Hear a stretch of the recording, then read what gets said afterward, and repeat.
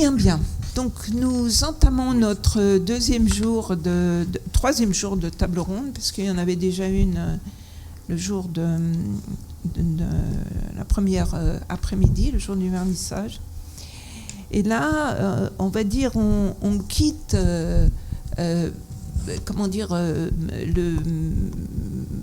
les photographes en eux-mêmes, puisque ce ne sont pas des photographes qui vont intervenir, mais nous avons voulu ça.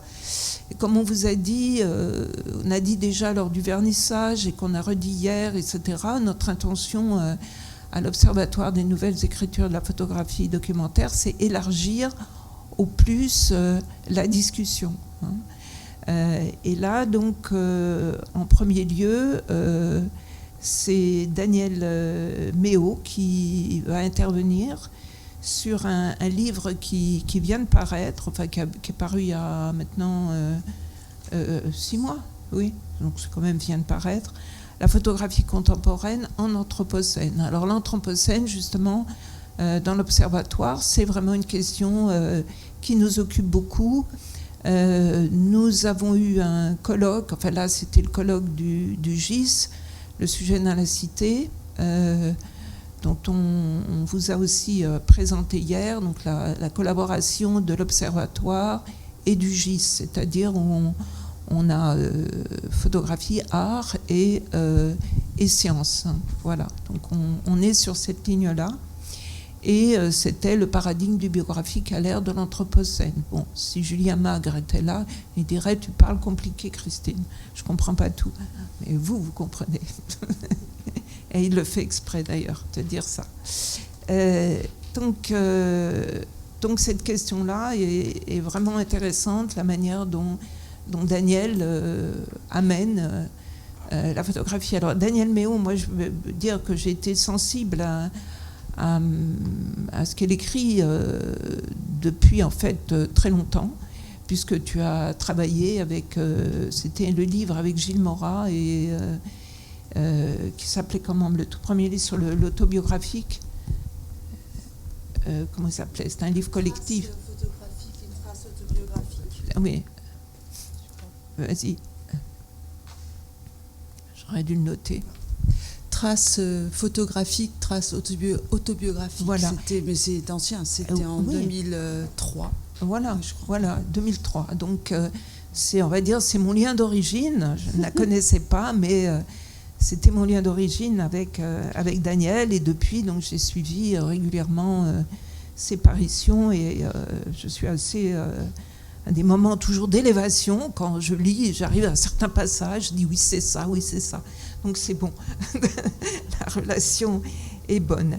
Voilà, alors j'ai présenté rapidement, donc Daniel Méo sera en dialogue, non pas avec nous, parce que voilà, on occupe assez la scène avec Valentin, mais avec Gilles Picarel, qui est docteur en esthétique de l'art, et chargé de cours et d'enseignement à l'université Paris 8. Quant à Daniel Méo, elle est spécialiste de photographie contemporaine. Elle est professeure en esthétique et sciences de l'art à l'université de Saint-Étienne. Et donc, elle vient de publier Photographie contemporaine et anthropocène, qui est à acheter en bas, s'il vous plaît. Aussi, allez à la table de librairie. Elle signe, les auteurs signent. On s'est rendu compte hier que les gens après passent. Gardez des traces de ce que vous entendez. Confrontez-vous après dans un huis clos avec les auteurs ou les photographes.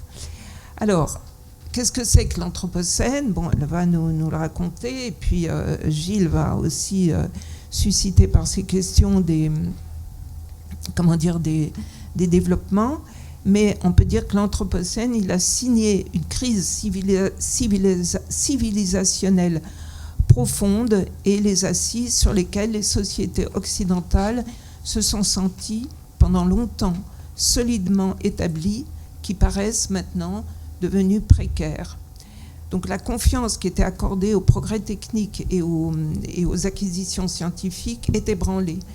Donc, nombreuses sont les œuvres photographiques contemporaines qui s'attellent à problématiser et à penser les évolutions de nos modes de vie, de nos valeurs, de nos relations au vivant, au temps et au progrès. Donc il s'agit dans cet ouvrage d'analyser la façon dont ces travaux donnent à réfléchir et s'inscrivent de manière féconde dans le débat public. Donc l'Anthropocène, on a compris, c'est pas simplement à comprendre comme une crise climatique, c'est une crise civilisationnelle et certains parlent même on va dire d'une course vers l'effondrement. Voilà. Donc maintenant, je m'éclipse et je vous laisse le champ libre.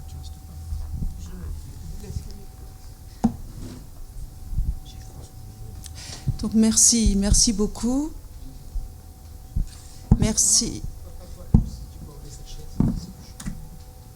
Merci beaucoup à Gilles d'avoir accepté de dialoguer avec moi. Merci à Christine, merci à Valentin, merci à Photodoc de cette invitation. Je suis très heureuse de pouvoir échanger ce soir avec vous.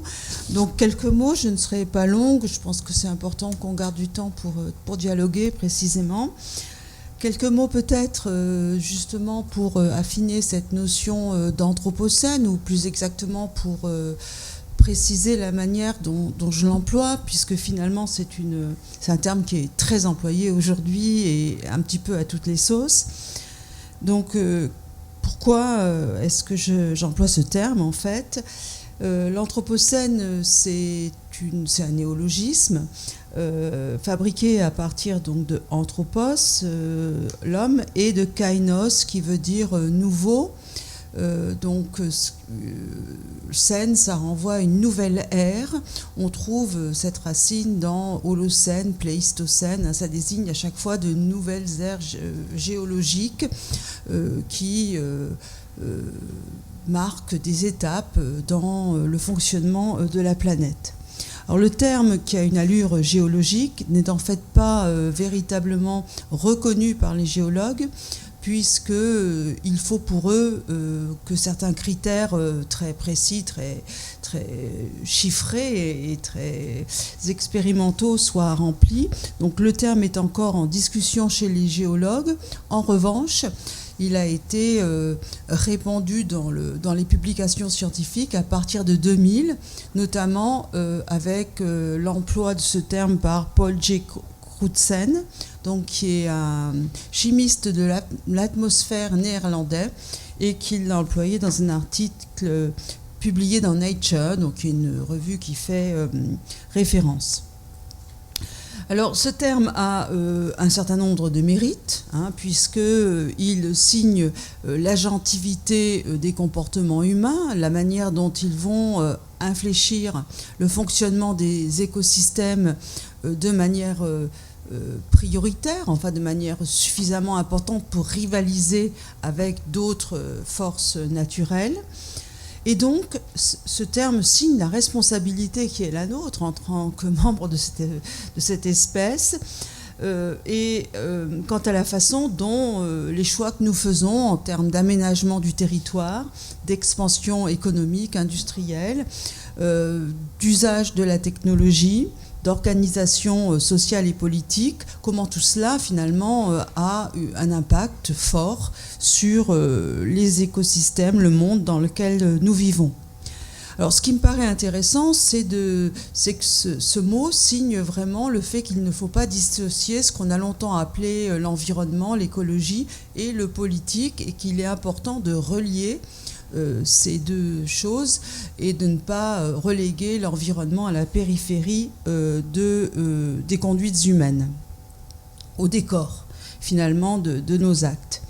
Et donc cela signe l'importance qu'il y a à ne pas dissocier les sciences humaines et les sciences de la vie et de la terre, mais d'introduire entre ces deux champs, qui ont longtemps été cloisonnés de manière hermétique, vraiment des vases communicants, ou plus exactement une seule et même histoire, finalement, qui concerne aussi bien la vie des organismes vivants et même des minéraux et les conduites humaines.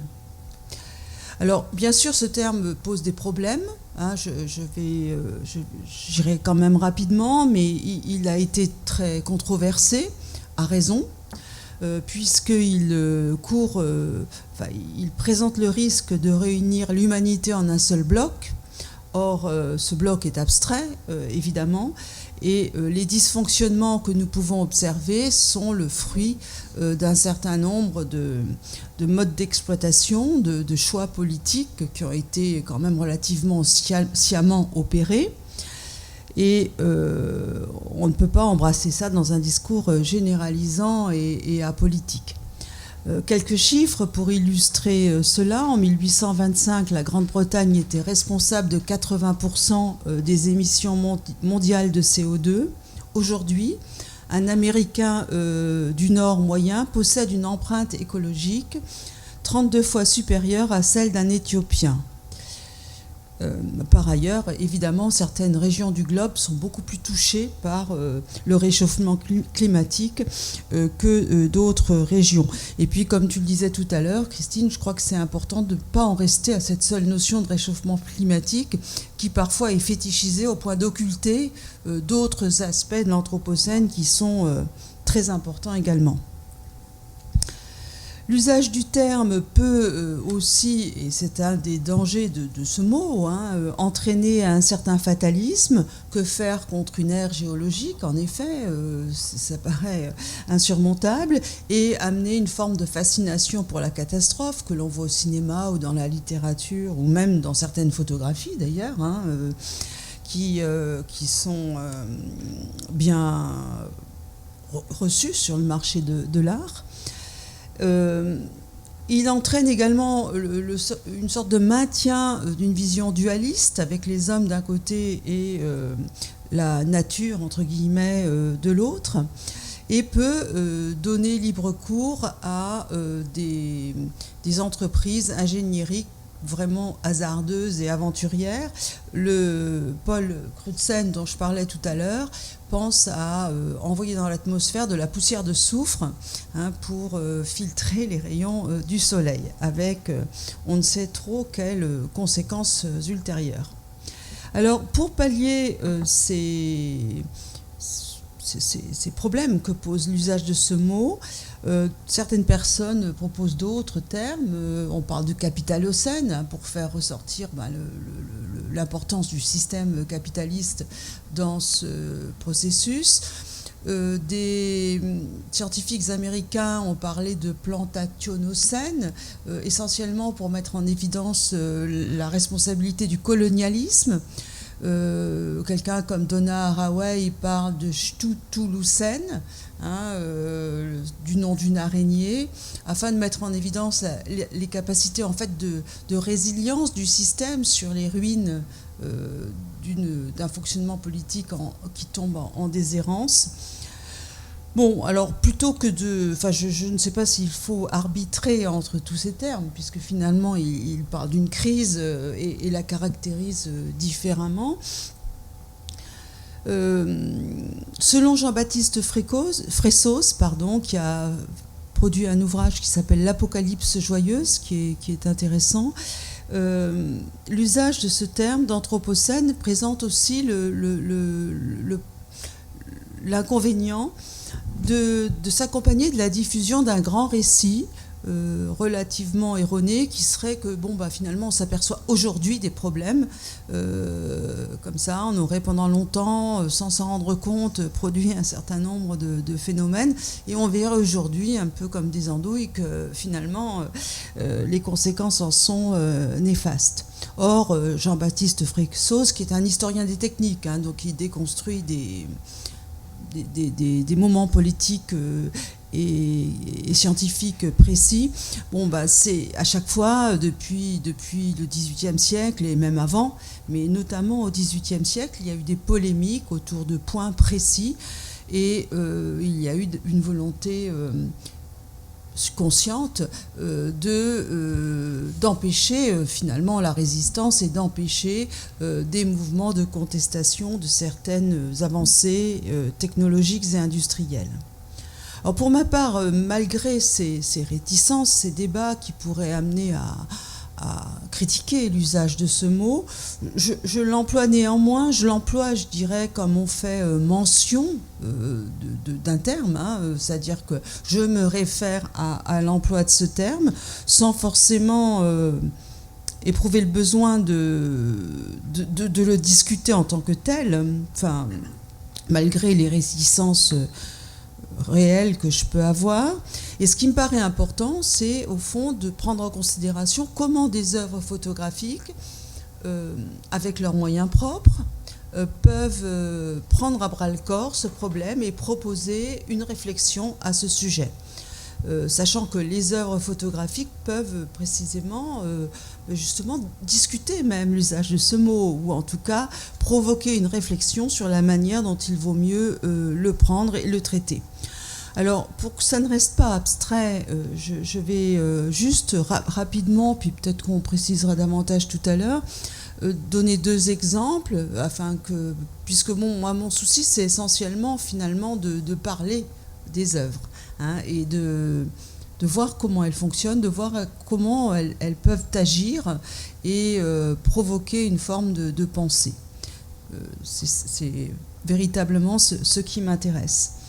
Donc une première œuvre qui est celle de Julien Guinan, Two Mountains, qui a été publiée en 2021, exposée en 2022 au Musée des Beaux-Arts de Chambéry, qui se présente comme un dispositif réunissant une pluralité d'éléments qui peuvent être organisés différemment, soit dans le livre, soit dans l'espace d'exposition, chaque support proposant une forme de réflexion sensiblement différente.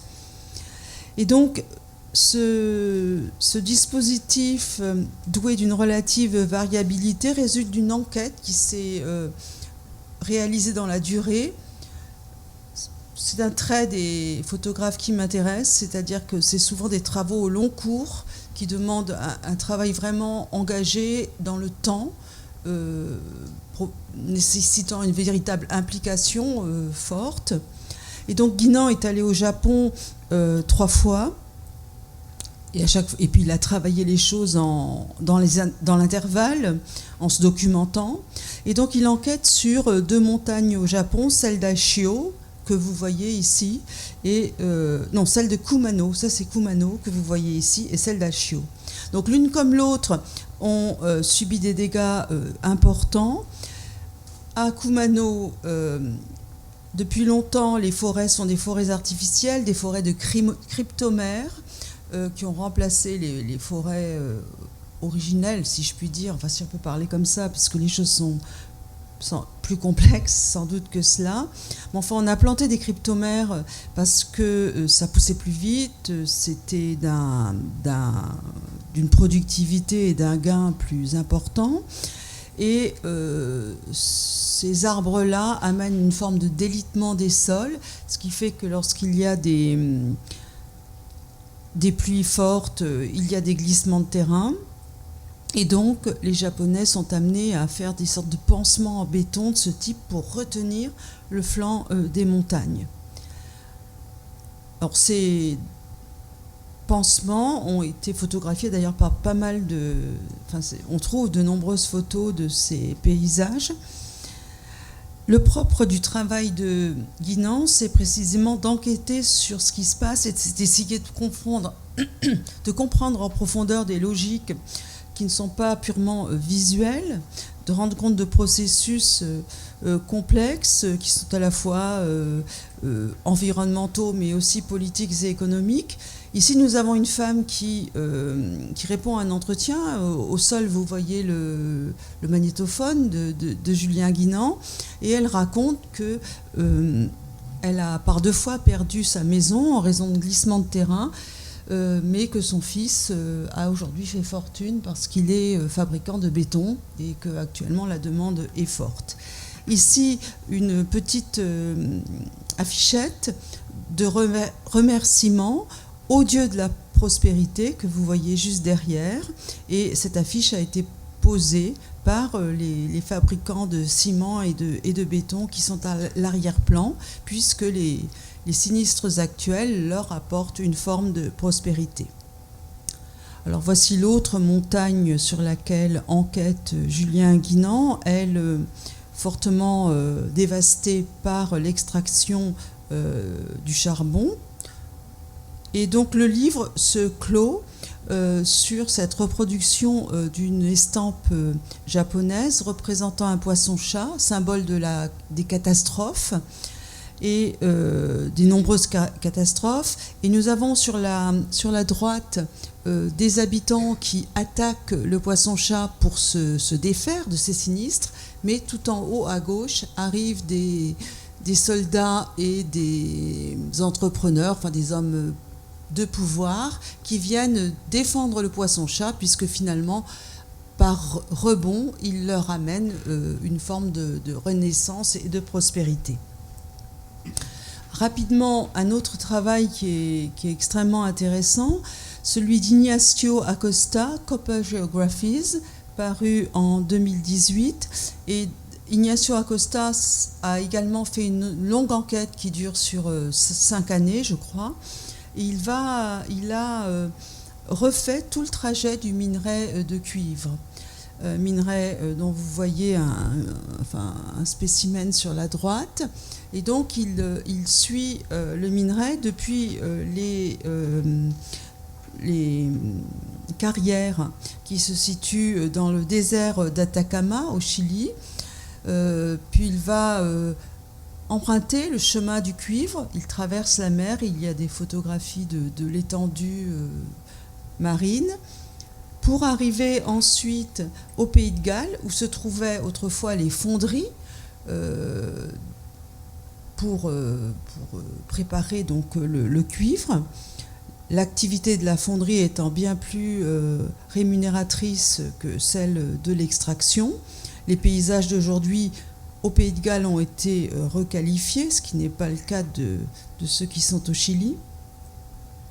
Et puis, on retrouve un peu plus tard le minerai dans des produits sophistiqués et technologiques, puisqu'il est extrêmement présent, mais dissimulé dans des tas d'appareils dont nous nous servons. Et puis, il continue le parcours jusqu'à la City, à Londres, au London Metal Exchange, qui est le lieu où on cote les métaux précieux. Donc l'entreprise de Ignacio Acosta est une entreprise de restitution d'une forme de géographie, mais qui n'est pas une géographie de type morphologique ou descriptive, mais qui est celle d'un fonctionnement économique et politique, et qui est donc une géographie invisible, on pourrait dire, mais extrêmement prégnante par-delà celles que peuvent nous livrer les cartes. Bon, je m'en tiendrai à ces deux exemples, peut-être qu'on pourra parler d'autres photographes tout à l'heure, pour juste essayer de synthétiser un petit peu. Ce qui m'intéresse donc, c'est au travers d'œuvres comme celle-là, mais il en est toute une diversité à l'évidence, hein, de mettre en évidence une propension de l'art actuel à développer des pratiques d'enquête au long cours qui sont très exigeantes pour les artistes qui sont concernés. Et ces artistes livrent à la fois des éléments qui vont permettre de comprendre mieux une situation et en même temps, ils restituent ces éléments comme étant en quelque sorte le récit elliptique, mais le récit quand même de l'enquête qu'eux-mêmes ont menée, de sorte que le spectateur ou le visiteur va découvrir ces éléments et finalement mener à son tour l'enquête. Alors pas exactement comme l'ont fait les photographes, mais se trouver dans une posture où lui-même réfléchit, pense, essaye de comprendre et se trouve pris dans une espèce de volonté de compréhension de la situation. C'est important parce que finalement, du coup, l'enquête et les éléments qui sont livrés apparaissent comme situés. Il ne s'agit pas de livrer les choses dans une sorte d'objectivité qui serait écrasante, mais de donner un point de vue, une histoire qui s'est élaborée dans le rapport même des réalités auxquelles ces photographes ont été confrontés. Souvent, ce sont des dispositifs qui sont donnés à voir. Donc la photographie joue un rôle important et je crois que l'image a un potentiel cognitif fort. Et en même temps, elle n'est pas la seule, puisqu'elle se conjugue à des mots, elle se conjugue à des objets, souvent des documents d'archives, des pièces, des enregistrements vidéo également, sonores parfois. Donc il y a des dispositifs qui relient une pluralité d'éléments. On peut rapprocher sans doute les travaux de ces photographes d'écrits d'Alan Sekula, un artiste et théoricien américain que certains d'entre vous connaissent peut-être, qui a parlé dans les années 80 de réalisme critique. En tout cas, il me semble qu'il y a une vraie propension aujourd'hui, et ça s'est quand même accru, je crois, depuis la fin des années, la fin du XXe siècle, on pourrait dire, hein, une tendance d'un certain nombre de photographes à prendre à bras-le-corps des problèmes de société et de traiter de ces questions, du rapport que l'on entretient avec les ressources naturelles. Enfin, ressources, c'est un terme qui est peut-être discutable, justement. Est-ce qu'on peut continuer à envisager la nature comme pure ressource ? Les rapports que l'on entretient également avec la technologie, avec le progrès, avec ce que l'on appelle le progrès, avec le temps tel que nous le concevons. Et moi, ça me paraît extrêmement important, cette tendance finalement à sortir d'un monde un petit peu autotélique, hein, de l'art. Dans les années, pendant la période moderne, que ce soit dans le champ de l'art plastique, mais aussi dans le champ de la littérature, il y a eu quand même une forme de réflexivité des œuvres, qu'elles soient textuelles ou plastiques ou photographiques.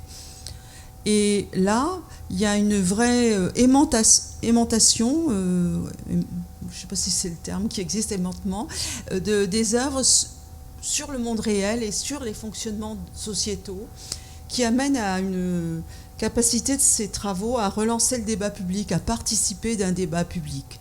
Alors, ce n'est pas dire que la forme est exclue, hein, si elle ne renvoie pas à elle-même, elle n'est pas pourtant inopérante, mais elle est pensée au service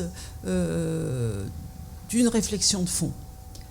Voilà, je suis à votre disposition maintenant. Merci. Je remercie également Photodoc et puis Christine de m'avoir invité pour faire cet échange, ce dialogue avec vous. Le livre dont on parle, il me semble, est important et passionnant. Pourquoi ? Parce que vous interrogez, vous partez de travaux en fait, et vous interrogez la manière dont ces travaux nous permettraient d'appréhender le réel de manière différente. Et je pense qu'on est au cœur du sujet. Alors il y a ce livre, mais j'ai aussi apporté celui-ci, je me suis permis d'apporter celui-ci. Pourquoi j'ai apporté celui-ci ? C'est un ouvrage collectif aussi, mais enfin celui-ci n'est pas un ouvrage collectif, celui-ci est un ouvrage collectif, pardon. C'est le titre qui m'a interpellé, Art contemporain et Anthropocène. Et là, nous sommes sur photographie contemporaine et Anthropocène. Si ces livres sont au cœur je pense, des préoccupations à la fois sociétales, mais aussi artistiques, comme je le disais, c'est parce que vous réfléchissez sur la manière dont ces travaux vont nous permettre d'employer, d'avoir un rapport au réel différent, en fait, nouveau, métamorphosé peut-être même. Je pense que le terme doit être employé. Pourquoi je dis cela ? Parce qu'on a parlé de crise écologique, mais il faut bien comprendre qu'autour de cette crise écologique, il y a aussi un tournant, à la fois scientifique et théorique, qui fait que nous devons revoir le rapport que nous entretenons avec le vivant. Ce tournant scientifique, je prendrai un exemple, par exemple la neurobiologie végétale, qui permet depuis 2008-2014 d'appréhender le végétal à partir d'une individualité ou d'une conscience. Donc ce qui fait que, par exemple, aujourd'hui, quand on est face à un végétal, eh bien, notre rapport est métamorphosé, puisque nous ne savons pas à quoi nous avons affaire finalement. Donc ces avancées scientifiques remettent en cause le rapport que nous entretenons avec le réel. Et il y a aussi, je pourrais parler de tournants théoriques avec les écologies politiques, Vous avez parlé de Haraway, Bruno Latour, peut-être que ces noms-là vont vous dire quelque chose, qui participent finalement d'une pensée du vivant qui nous déplace, nous en tant que citoyens, nous en tant qu'artistes, nous en tant que théoriciens. Et les philosophies aussi en font partie, avec aujourd'hui des philosophies très en pointe qui nous permettent d'envisager le réel en dehors des conditions subjectives, c'est-à-dire de nos propres conditions, en dehors finalement d'une approche un peu auto-centrée ou anthropocentrée de la réalité. Et donc je rebondirai par rapport à ce que disait tout à l'heure Christine. Elle faisait référence au colloque « Le paradigme du biographique à l'ère de l'Anthropocène ». Et j'aurais aimé vous poser cette question sur le paradigme du contemporain, de la photographie contemporaine à l'époque de l'Anthropocène. Pour vous, ce contemporain, cette idée de contemporain accolée à photographie, est-ce que vous en avez une approche plutôt historique de ce contemporain ou paradigmatique? Et dans ce sens, comment vous définiriez ce changement de paradigme dans la photographie telle qu'elle interroge aujourd'hui la question de l'Anthropocène? Feriez-vous d'ailleurs une différence ou mettriez-vous une frontière entre d'un côté photographie contemporaine et de l'autre art contemporain? Art au pluriel contemporain et photographie contemporaine au singulier.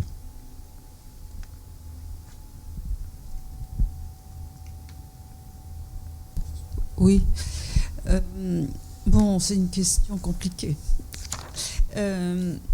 Oui, je crois que j'emploie contemporain au sens où l'emploie Nathalie Hennig. C'est-à-dire que je n'ai pas une approche, enfin c'est pas que je ne prends pas à compte l'histoire, mais je n'ai pas une approche historienne, ou en tout cas pas historiciste.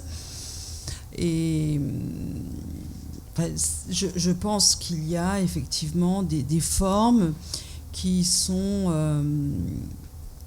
définies selon un certain nombre de normes implicites, comme le dit Nathalie Hennig, hein, qui se sont développées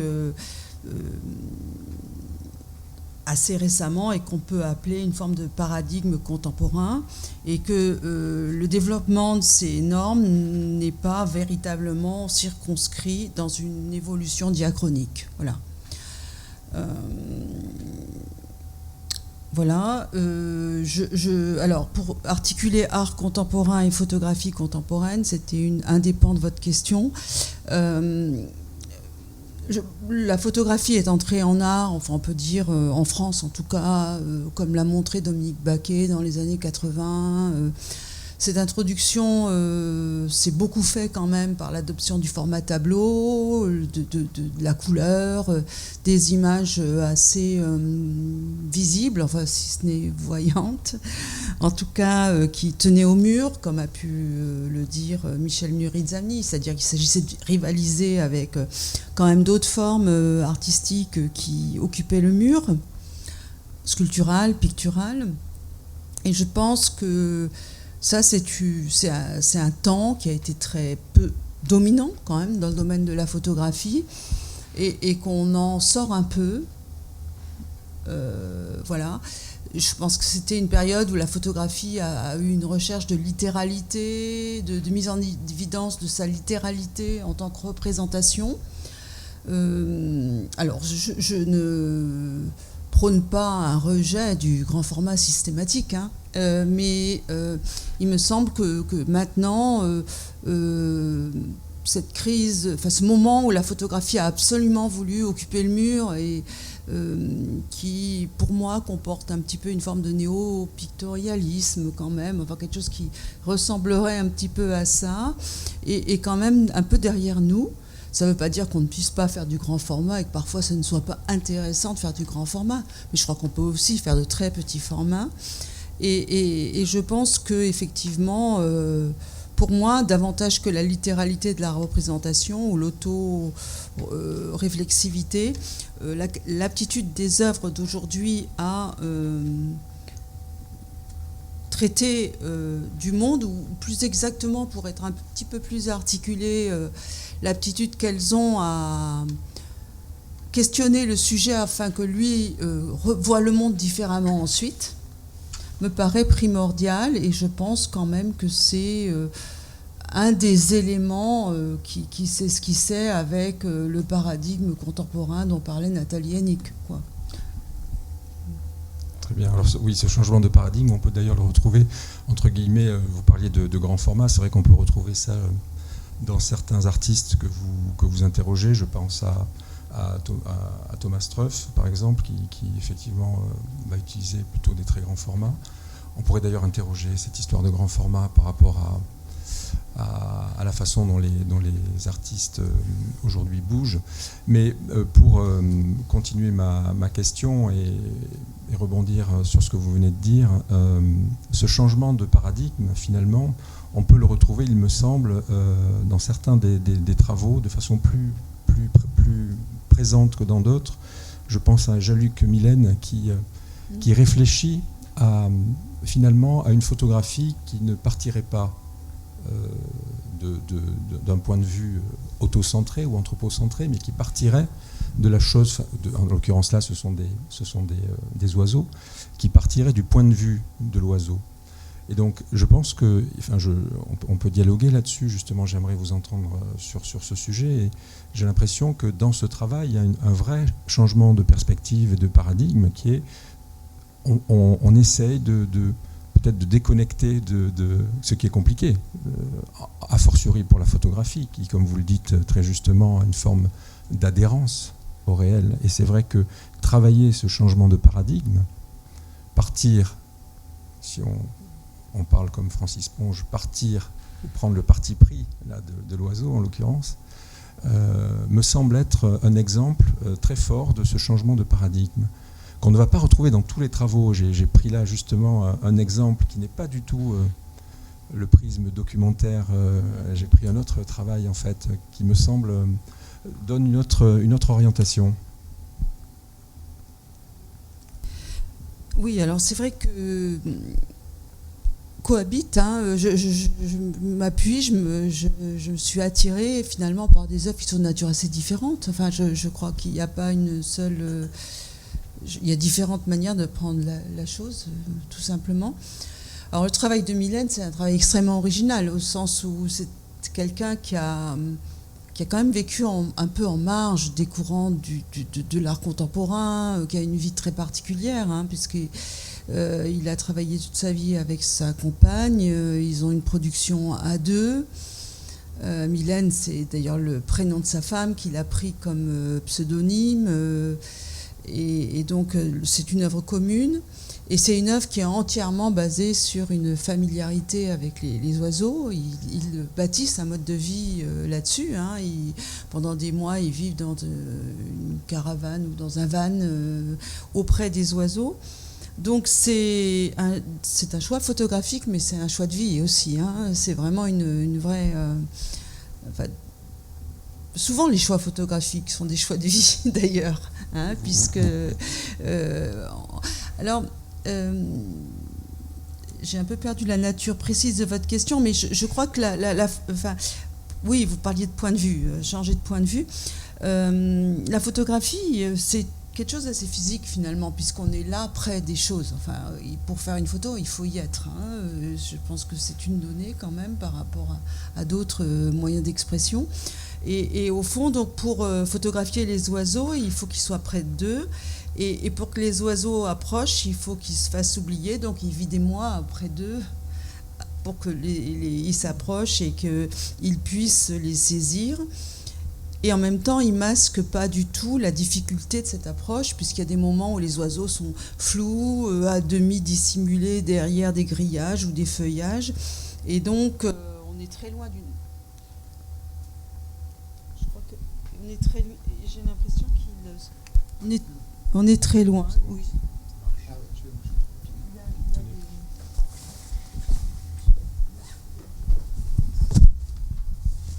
On est très loin d'une photographie animalière qui ferait un gros plan très précis, très net sur l'animal. Mais là, au contraire, il s'agit en fait, il s'agit pour lui d'apprivoiser les bêtes, ou de s'acclimater lui, s'acculturer lui à la manière de faire des bêtes. Et de leur prêter effectivement une subjectivité.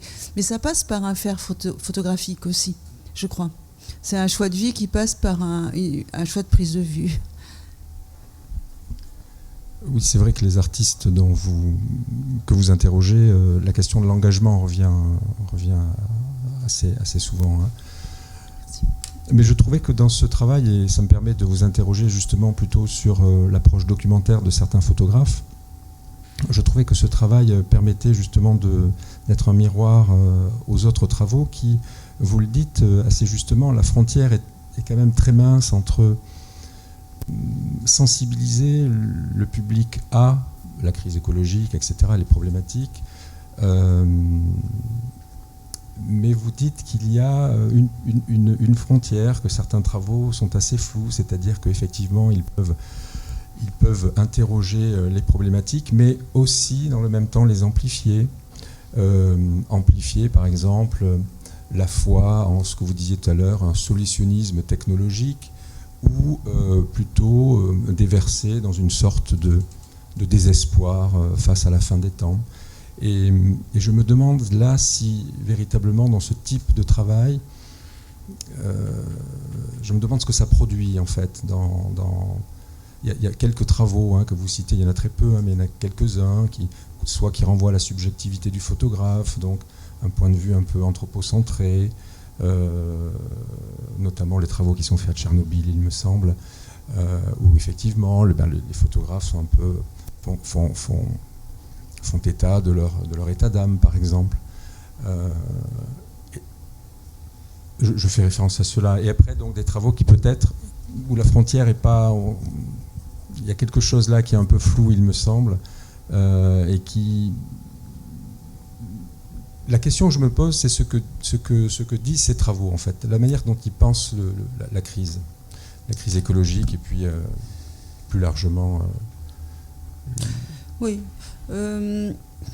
Alors, c'est vrai qu'il y a des photographies un petit peu, enfin des travaux, des séries photographiques qui sont peut-être un petit peu spectaculaires et du coup qui peuvent entretenir une forme de fascination pour la catastrophe, enfin fascination pour la catastrophe qu'on trouve dans des œuvres picturales du passé, hein, c'est pas quelque chose de neuf finalement. Donc elles inscrivent finalement leur pas dans ce filon qui est un filon attractif finalement, parce que la catastrophe c'est aussi assez beau plastiquement, hein. Il y a des obliques, il y a des ombres, il y a des lumières, il y a des trouées, enfin c'est quand même picturalement quelque chose qui marche, si je puis dire. Et donc c'est vrai qu'il y a eu des travaux photographiques, alors je pense par exemple à la manière dont Robert Polidori a photographié les effets de l'ouragan Katrina à la Nouvelle-Orléans, à la manière dont Marchand et Meffre photographie Détroit. Enfin, on peut en citer un certain nombre. Après, moi, j'évite quand même de critiquer, enfin, si je puis dire. En fait, je pense qu'en ce qui me concerne, j'aime faire partager les choses qui m'émeuvent. Et j'aime bien rester près des œuvres, j'aime bien les décortiquer, et je n'ai pas très envie finalement de condamner certaines œuvres. Je pense qu'on n'est pas là pour exercer une censure et une critique. Certains le font, et au fond, je pense que j'avais eu l'occasion d'échanger avec Robert Polidori précisément, qui a été très très critiqué pour ses images. Et j'avais découvert quelqu'un qui était qui avait été très touché par les critiques dont il avait fait l'objet, et ça m'avait un peu ému parce que je pense que c'est un homme qui y est allé, quoi, et qui a réalisé des images. Alors je ne sais pas exactement, j'ai pas suivi tout, mais il y a eu des polémiques très fortes autour de ces travaux. Donc je pense en tout cas que c'est pas forcément très intéressant de jeter la pierre à tel ou tel travaux, que de toute façon c'est des gens qui de toute façon, quoi qu'on pense de leurs travaux, ont certainement voulu témoigner de certaines situations. Il y a un engagement déjà. Après je pense effectivement qu'il y a des œuvres qui sont peut-être plus que d'autres, capables de donner à réfléchir dans le temps, dans la durée, et d'autres qui sont plus des espèces de vue à chaud d'un phénomène et qui vont plus donner à voir un état de fait et moins provoquer une réflexion dans la durée, certainement. Et en ce sens, je pense qu'une certaine photographie documentaire est plus riche en effet pour le récepteur, en effet intérieur, qu'une photographie journalistique qui se cantonne au présent. Voilà. Mais encore une fois, je ne suis pas adepte de la censure. Non, il ne s'agissait pas de les critiquer, mais plutôt d'interroger leur manière de penser ce nouveau rapport au réel, en fait. C'était plutôt ça. Et quant à Herbaut, puisque vous faisiez référence à Herbaut et au travail qu'il a fait sur Tchernobyl, alors c'est vrai que c'est très subjectif, mais pour moi, la subjectivité n'est pas antinomique avec le témoignage. Je pense qu'on peut aussi dire quelque chose du monde en laissant transparaître une forme de subjectivité. C'est pas opposé pour moi.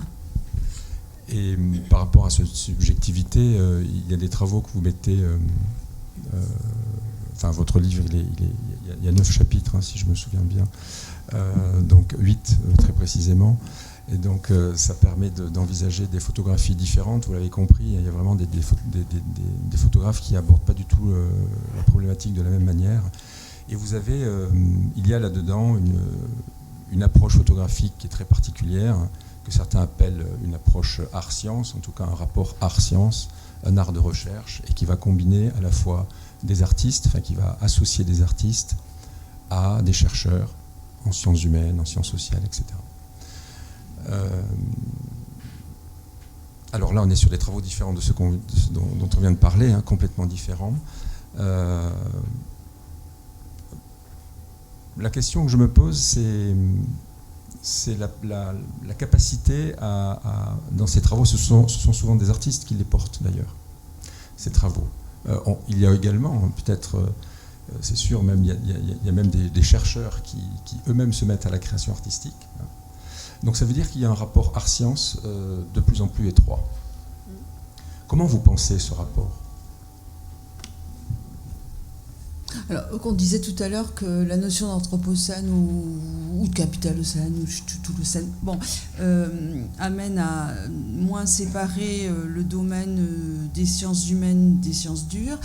Et je pense effectivement que ça amène à moins séparer aussi le rapport à une recherche de type artistique. C'est un peu dans la continuité, puisque ça amène à réfléchir sur à moins diviser d'une part ce qui relèverait de l'observation et d'autre part ce qui relèverait davantage de l'imaginaire ou de l'intuition. Finalement, on sait aujourd'hui que chez les scientifiques purs et durs, l'intuition, l'imaginaire jouent un rôle qui est non négligeable, et qu'en revanche, il y a des protocoles, une réflexivité sur la démarche de l'observation, une réflexion sur les outils et des méthodologies chez des artistes. Donc, je crois que sur les méthodes, il y a des échanges, il y a des porosités qui s'instaurent.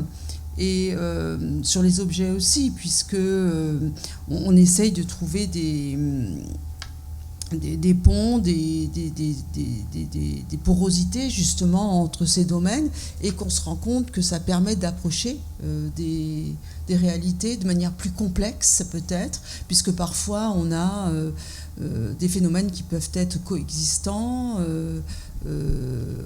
et il peut y avoir des choses qui s'engrènent dialectiquement, des interférences, et qu'au fond, multiplier les outils d'approche peuvent permettre d'avoir une vision plus complexe des choses, peut-être que des outils plus méthodiques et ordonnés ne permettraient de le faire.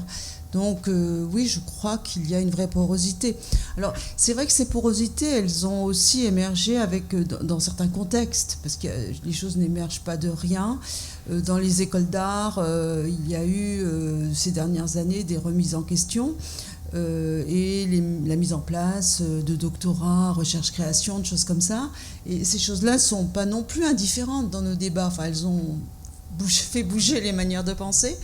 Et donc, il y a une appétence aujourd'hui chez les jeunes qui sont dans les écoles d'art et les moins jeunes pour justement un rapprochement de la démarche artistique et de la science et de la recherche.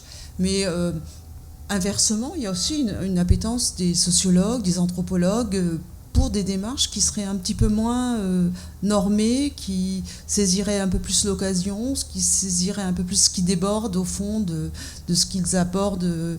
Donc je crois qu'il y a des appétences pour des raisons qui sont parfois institutionnelles, qui sont multiples, pour des échanges et des enrichissements réciproques. Et ça, je pense que c'est un enjeu pour les recherches à venir. Oui, je vois que le temps passe. Peut-être une dernière question, hein? Ok. Il y a une question qui traverse votre livre, qui est la question de la réception des œuvres. Et je trouve que je trouve ça très intéressant, le fait que vous posiez la question de la manière dont nous, spectateurs des photographies, eh bien, nous pouvions, face à ces photographies, nous pouvions, comme vous le disiez peut-être tout à l'heure, faire acte de réflexion, de nous déplacer nous-mêmes en pensant à partir de ces photographies. C'est quelque chose qui est important pour vous. Vous avez cette approche de la réception des œuvres. Et que diriez-vous de la spécificité de la photographie par rapport à d'autres arts? Vous mettiez l'accent tout à l'heure en introduction sur cette capacité de la photographie à provoquer une dynamique chez le spectateur, une dynamique de réflexion, une dynamique de... Est-ce que vous diriez que la photographie, et pourquoi diriez-vous que la photographie permet cela peut-être plus que d'autres médiums? Bon, d'abord, la réception m'intéresse parce que moi, je suis réceptrice. Voilà. Donc, en fait, je parle de mon expérience, je parle de mon plaisir à les voir et de mon plaisir à les écrire, en fait, parce que moi, j'aime bien faire ça. Enfin, voilà. Donc, on parle toujours de quelque part. Je crois qu'il peut y avoir des artistes qui écrivent à partir de leur démarche de production et de la manière dont ça se passe.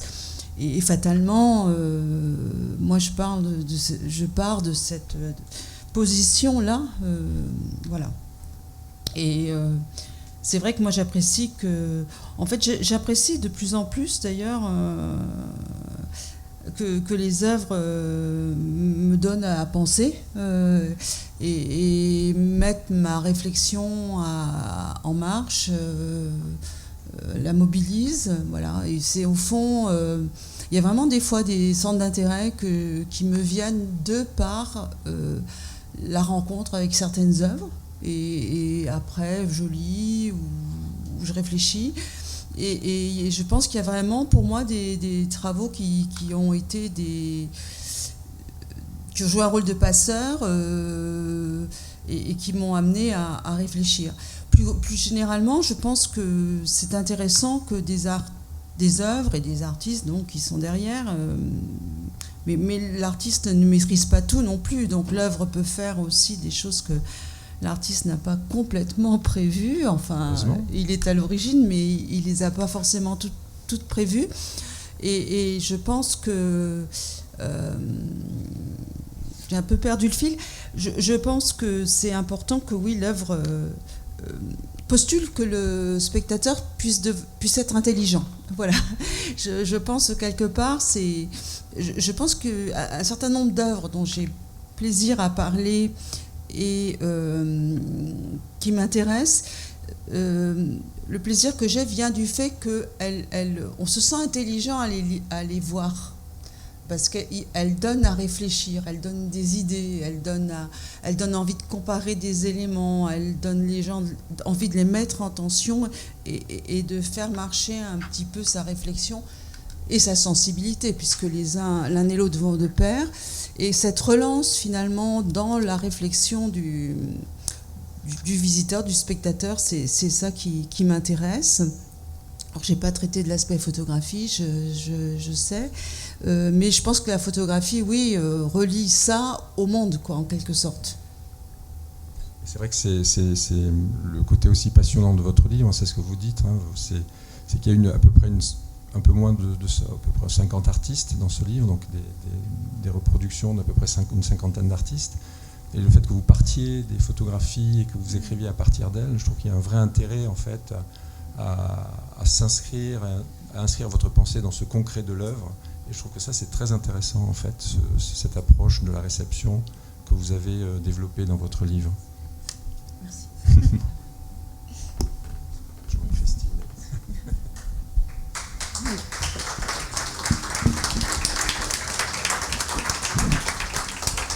Bon, j'espère que vous n'êtes pas effrayés par la tenue. Mais nous faisons ce pari-là aussi dans l'Observatoire avec Valentin, n'est-ce pas? Voilà. Donc, à vous, vos questions, vos suggestions, vos réclamations. Je vais bien me lancer dans les questions. Merci et bravo. Daniel, juste une question. On a compris qu'on était dans un moment de changement de paradigme et que la photographie aussi était sans doute dans un renouveau. Bon, on a appelé ça, nous, les nouvelles écritures de la photographie documentaire. La dernière question était sur la réception de ces œuvres. Il y a des œuvres qui vous font réfléchir, avancer, évoluer, vous transforment. Comment vous voyez au-delà des œuvres, parce que vous me disiez tout à l'heure qu'on vous a reproché, enfin pas reproché, mais on a dit que la photographie n'était pas présente partout et qu'on ne pouvait pas forcément les voir et que ça ne transformait pas si on ne les voyait pas. Justement, c'est ça ma question. Est-ce que les œuvres transforment sur le terrain?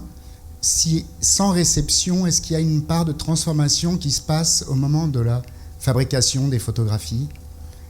Est-ce que comment vous voyez ça? C'est-à-dire, est-ce que c'est la transformation, l'action de la photographie est dans la réception de l'œuvre, dans l'enquête, qui était votre livre d'avant? Est-ce que ça se passe au niveau de l'enquête, au niveau de ce qui est transmis par l'œuvre, ou alors il peut y avoir une part de transmission qui se fait sur le terrain, dans l'action même du photographe, et on n'est pas obligé de recevoir ces œuvres, même pour qu'elles agissent? Je ne sais pas si ma question est claire.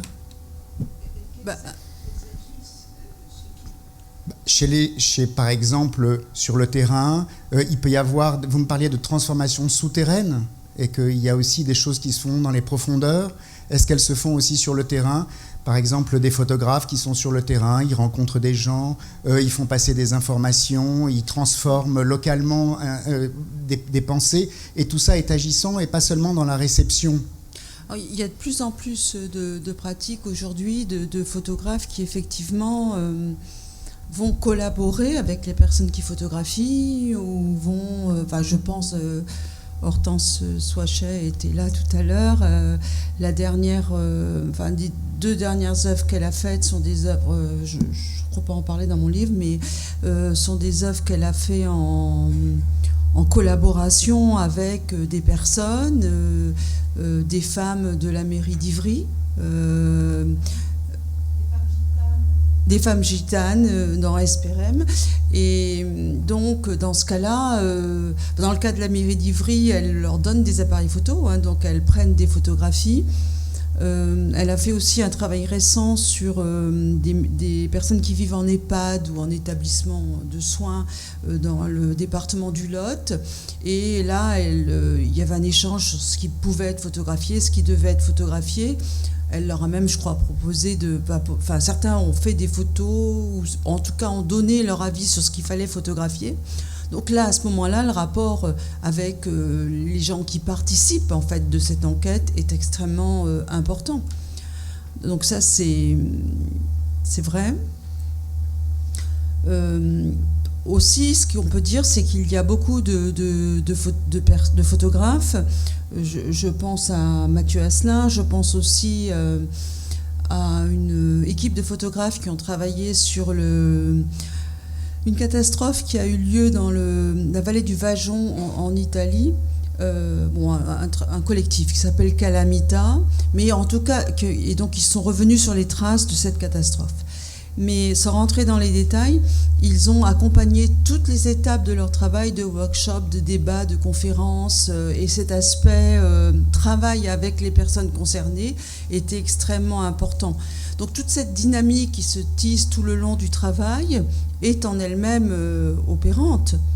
Et il y a un jour et demi, j'ai été à Saint-Étienne avec un photographe, qui est assez différent, mais qui s'appelle Vincent Jarousseau, qui a fait des romans photos documentaires.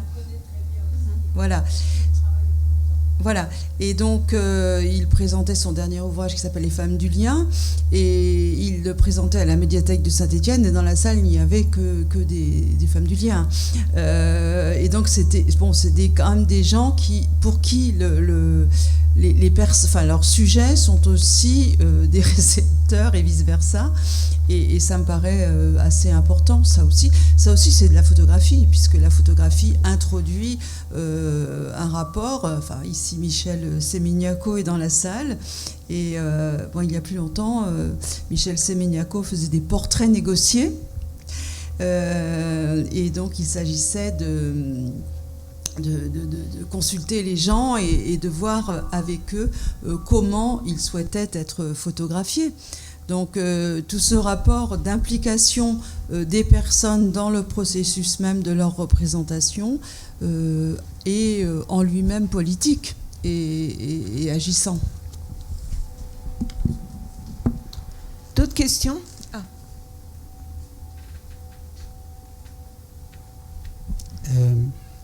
Vous savez que Total Energy mène actuellement un gros projet qui part de l'Ouganda à la Tanzanie sur des milliers de kilomètres pour faire un oléoduc. C'est un projet particulièrement destructeur, à la fois pour l'agriculture, l'appauvrissement des populations qui sont touchées, mais aussi pour la diversité. Ça traverse même des parcs zoologiques, des parcs touristiques, mais aussi des zones où les animaux sont en train de périr et de disparaître. Et puis, au final, ça a une incidence énorme sur le réchauffement climatique, puisque ça développe les énergies fossiles vraiment de manière spectaculaire. Les Africains commencent dans ces zones-là à mener une action contre ce projet, mais les gouvernements ont été achetés, évidemment, par Total Energy et les collectivités locales aussi. Je pense que la photographie pourrait jouer un grand rôle dans ce projet, avec des photographes africains tout le long de l'itinéraire de cet oléoduc, notamment en distribuant aussi des appareils, en menant des workshops avec les photos, etc. C'est un projet que Photodoc pourrait peut-être porter. C'est une bonne idée.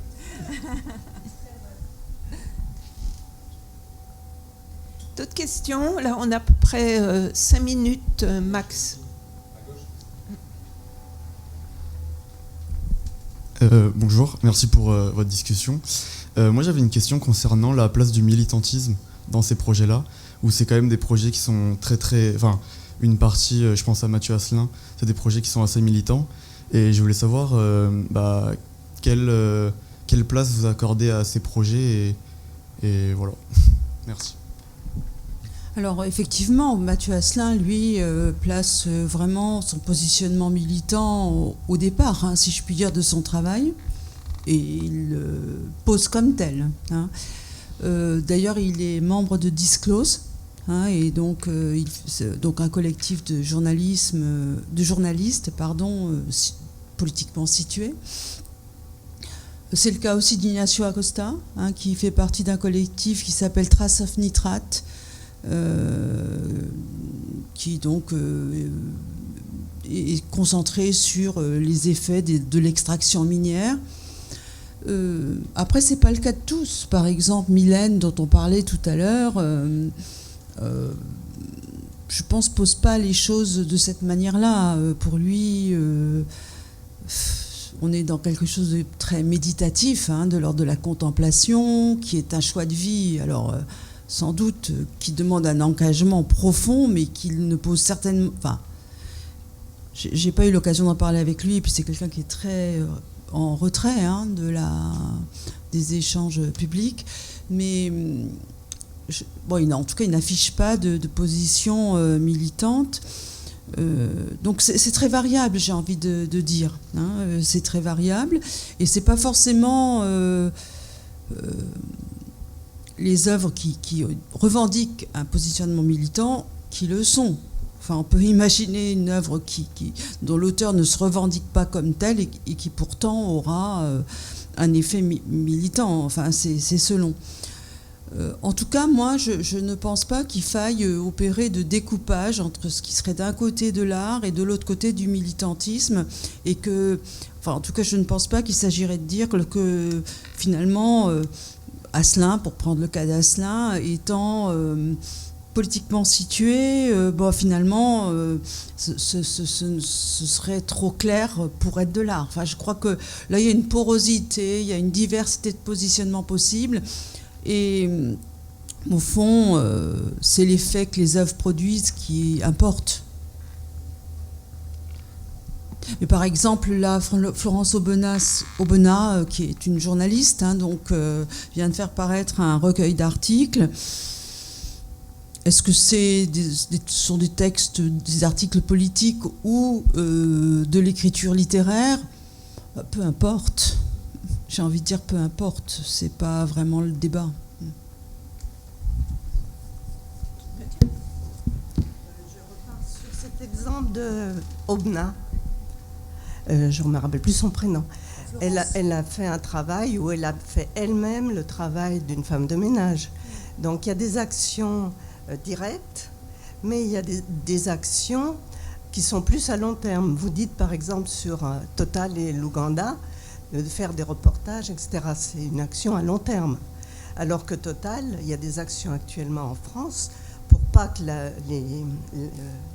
réunion annuelle des actionnaires ait lieu. Donc il y a des actions quotidiennes qu'on peut faire directement. Ça s'ajoute. Les actions se cumulent. Et donc il y a des choses faisables directement. Alors du point de vue artistique, il y a le film L'Adamant qui vient de sortir. L'Adamant, sur un bateau.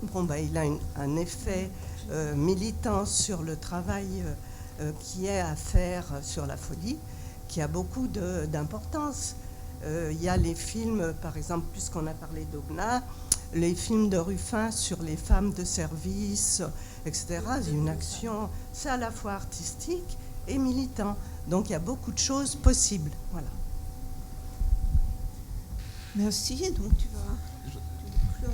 Non, je voulais juste rajouter une chose par rapport au militantisme et par rapport à Mathieu Asselin, qui a quand même pris beaucoup de liberté, il me semble, dans les formes qu'il utilise, et donc il s'est pas confronté directement à une forme de militantisme frontal, et il est allé chercher des archives, il les a photographiées de manière très esthétique.